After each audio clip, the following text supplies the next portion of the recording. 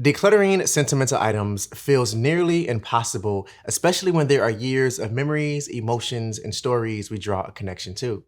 And regardless of how deeply we want to live with less and achieve a minimalist life, we're still struggling to clear that stubborn sentimental clutter. But why? Well, maybe it's because these things are real. The memories are real. And we're afraid of forgetting those precious memories, so we tell ourselves that the only way to never forget is to hold on to all the things for as long as time allows. There are similar issues with things we've inherited or gifts we received. We're worried about how people would feel even if they're no longer with us if we just decided to let go. But see, the thing is, hoarding sentimental clutter has negative effects that outweigh the positive memories we think we're preserving. We're actually hurting ourselves and possibly our families if we allow ourselves to become the keeper of these things by default. So, how do we let go? How do we detach gracefully and gently? And then, how do we stand firm in that decision? Well, that's exactly what I plan to share with you today as I walk you through 10 ways to successfully declutter sentimental items. However, I do want to preface this conversation by saying that I don't know the depth of your connection to your sentimental items personally, but you do. So take these ideas and thoughts that I'm about to share with you and apply them to your life at your own pace. Let's jump into it. Number one is lift the burden of just because. I chose to start this conversation here because I feel that this is the best first step you can take when deciding what to do with your sentimental items. So listen carefully. Don't feel burdened to keep something just because it was a gift, an heirloom, or it's tied to memories you have or loved ones you miss, or just because it might be worth something one day. There is no obligation to keep things you won't use. I repeat, there is no obligation to keep things you won't use. This is important to keep in mind because until we can lift the burden of just because, it will be nearly impossible to make intentional and purposeful decisions about what to do with things we no longer need or use, sentimental and non-sentimental items alike. Number two is donate in good condition. Something I found helpful on my journey when it comes to letting go of sentimental items is doing so when that item is still in good condition.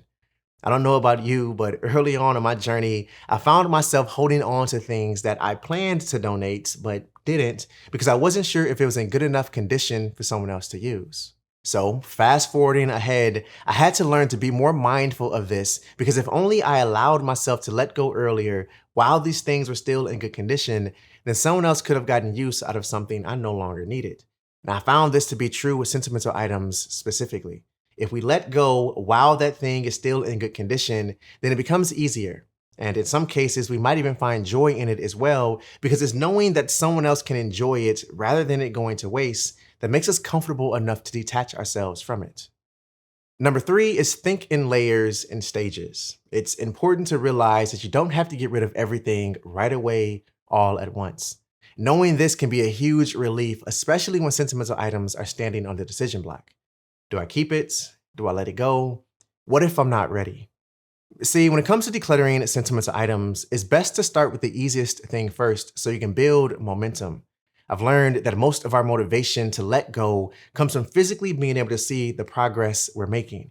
And if we were to start with those things that we have the deepest connection to instead, we're more likely to quit and give up on letting go because of how hard it would be to get started. So divide up your space and things in stages and attack them layer by layer, working your way from the easiest item towards the more difficult sentimental attachments. Number four is determine what's worth more. And I'm not talking about money. See, we have to remember that things and objects don't have hands. They're not holding on to us. They're not emotionally attached to us. We're the one with the tight grip. We're the one that has to learn to let go. And when we can begin to understand this concept, we'll start to wonder about what's worth more, ourselves or these sentimental things. Then before you answer, let me save you some time.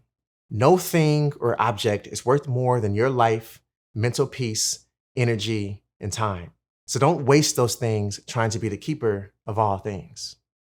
Number five is ask questions. Now, there are a ton of questions that we can ask ourselves that will help us navigate through how to deal with sentimental clutter. Here are some of my favorites. Why am I holding on to things that others could use and love? Will a picture work just as well to preserve this memory? Do I feel obligated to keep this? Who will take care of this after I'm gone? What purpose is this serving in this season of my life? Is this keeping me from my why? What is my most cherished sentimental item? See, I've learned over the course of my journey that asking the right questions will always lead you down a path that's right for you. Now, since we're on the topic of questions, there's one question I'm sure you're thinking to yourself or itching to scream at me. Is it really necessary to remove sentimental clutter? And to put it bluntly, yes. Remember, if everything holds sentimental value to you, then nothing can really stand out. It all just becomes general clutter, and those special things will get lost in the noise of the generic. Now, I'm not suggesting that you become cold-hearted and get rid of everything. I mean, I still have sentimental items that truly mean a lot to me. But I chose to only keep a small amount, therefore I could still appreciate them rather than feel burdened by everything. A clear objective for you could be to get rid of all sentimental clutter that is either keeping you chained to your past, has become a financial or spatial burden, or is causing friction within your family. Number 6 is make firm decisions. Now, let's assume that you're beginning to make progress with your sentimental clutter, yet you still have an armful of stuff that somehow survived the last questions we just talked through. So what do? Well, now it's time to ask one final question that you're probably not going to like. How can I enjoy this in my everyday life? If you can't answer that, then it's time to be brutally honest with yourself about the items you're trying to persuade yourself into keeping. The truth is you probably don't need it and it's time to let it go. Period. End of story. Sounds painful, doesn't it? But see, this is why I prefaced this conversation by saying that it's okay to move at your own pace when sorting through your sentimental clutter. However, I do recommend that you don't lie to yourself so you can let go when it's time to let go. Number 7 is start small and start slow. While this is a great tip for decluttering in general, it's particularly important whenever we're approaching sentimental items. Remember, the goal here is not for me to pressure you to let go, especially if you're not 100% ready. However, I am suggesting that you begin to take baby steps towards letting go because personally, I don't want to see you trapped by your things. So, when clutter is emotionally overwhelming, you absolutely must give yourself grace and space to take your time. Maybe it's 10 minutes a day or one box per week. And eventually, as you begin to make headway, you'll learn to be tougher on the clutter you no longer need or want. Keep in mind, it gets easier when you can see the progress you're making. Number 8 is ditch the guilt and embarrassment. Now, let's separate these two ideas and break them down together. So, what does it mean to ditch the guilt? This is about letting go of feeling bad about letting go. Maybe the guilt that's hanging over your head has to do with the fact that an item was a gift or an heirloom that you feel obligated to keep, but deep down you don't really want it. Or maybe your guilt is tied to an amount of money you've previously invested into that item. Now, regardless of which one it is, I'm here to encourage you to give yourself permission to let go. And when you do, let go of the guilt as well. Because if you don't, that guilt you feel will weigh on you like any other weight you've ever carried. And I don't want to see you crushed by your clutter. On the other hand, what does it mean to let go of the embarrassment? This is about letting go of feeling embarrassed about the amount of clutter you have, or the fact that you're struggling to let go of your sentimental items when everyone else you know doesn't seem to be struggling at all. This is also about letting go of feeling embarrassed to ask for help. Speaking of help, number 9 is ask for help.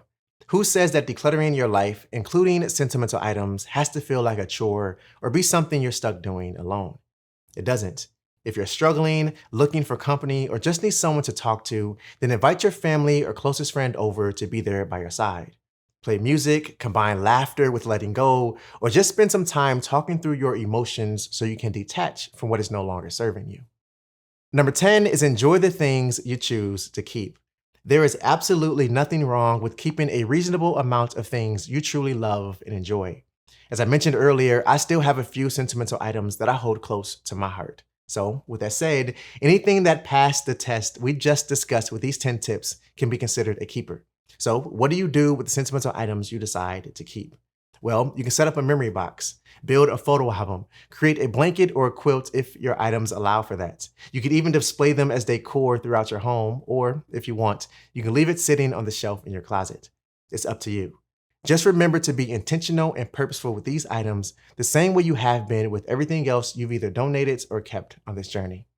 Keep growing, keep learning, and always stay true to you. I'll see you in the next one. Peace.